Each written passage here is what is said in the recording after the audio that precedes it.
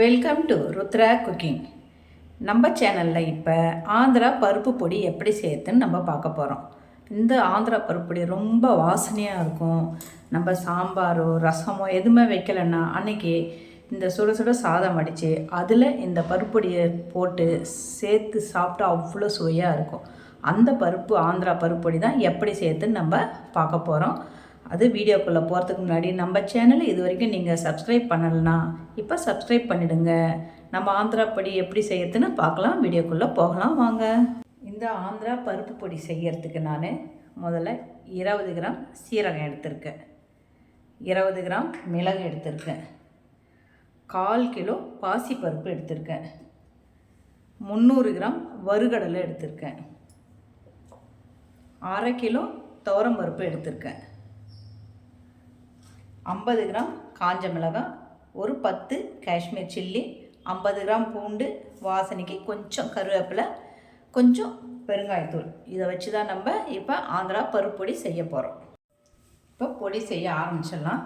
அதுக்கு முதல்ல நான் வானல் வச்சுருக்கேன். அதில் பருப்பை நம்ம சேர்த்துக்கலாம். துவரம் பருப்பு தான் முதல்ல வறுக்க போகிறோம், அதை நம்ம சேர்த்துக்கலாம்.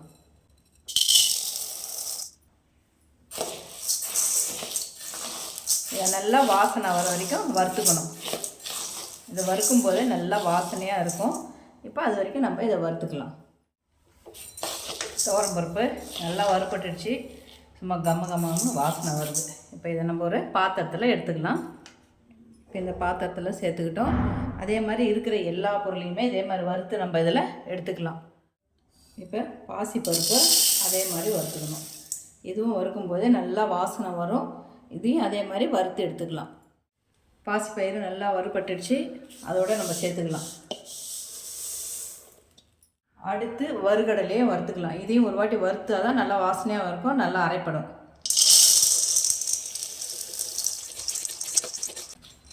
வறுகடலையும் நல்லா வறுபட்டுடுச்சு, இதையும் இது கூட சேர்த்துக்கலாம். மிளகு,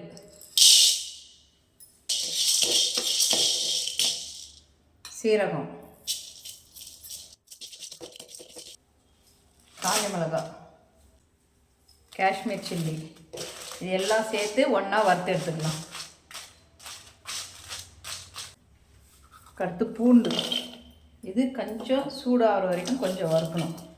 வறுத்து அது கூட சேர்த்தோம்னா தான் அரைக்கும் போது நல்லா அரைப்படும். பூண்டு வறுப்பட்டாச்சு, அது கூட இந்த கருவேப்பிலையும் சேர்த்து வறுத்துக்கலாம். கடைசியாக பெருங்காயம் வந்து நான் கட்டி பெருங்காயம் தான் சேர்த்துக்கிறேன்.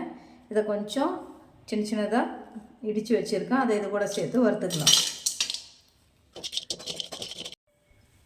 எல்லா பொருளுமே வறுத்து எடுத்தாச்சு. இது கொஞ்ச நேரம் நல்லா ஆறணும். ஆறின பிறகு தான் நம்ம மிக்சியில் போட்டு அரைக்க முடியும். அதனால் கொஞ்ச நேரம் இது அப்படியே ஆறட்டும்.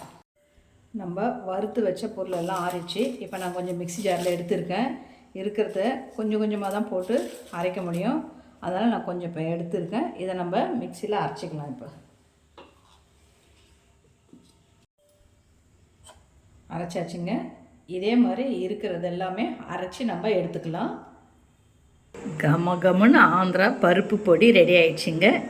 நீங்களும் இதை வீட்டில் ட்ரை பண்ணி பாருங்கள். மறக்காமல் நம்ம சேனலை சப்ஸ்கிரைப் பண்ணிக்கோங்க. சமையல் பண்ணுங்கள். ரொம்ப ரொம்ப சந்தோஷமாக இருங்க.